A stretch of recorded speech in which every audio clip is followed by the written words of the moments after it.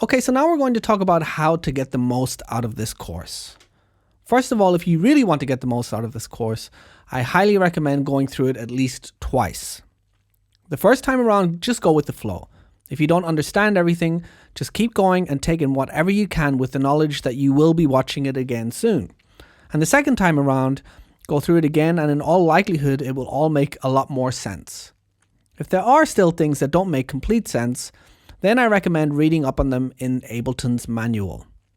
This second viewing will help you create a much more solid foundation for your up-and-coming adventures in Ableton Live, so I highly recommend taking the time to do it even though it might not seem necessary at the moment. Okay, so now let's take a look at our goals one last time before we dive into the following modules.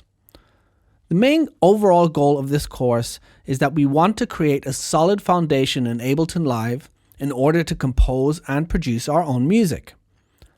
This means we need to understand Ableton Live's interface, meaning how the software itself is set up.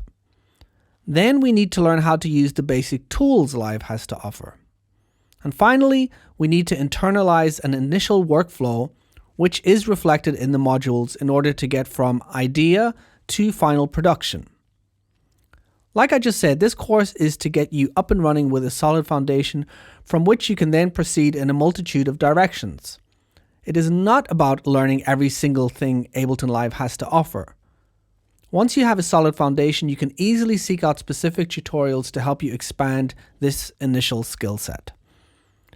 Here's a little extra advice for those of you who would like to take full advantage of this course. First of all, be open.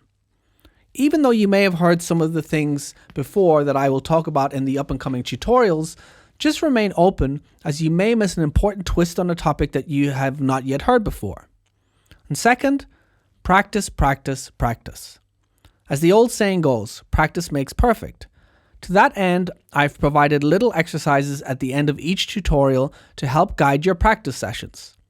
You obviously don't have to do them, but be aware that there is a big difference between theoretical understanding of a topic and practical understanding, meaning having actually physically worked through the concepts and created something of your own using these techniques and workflows.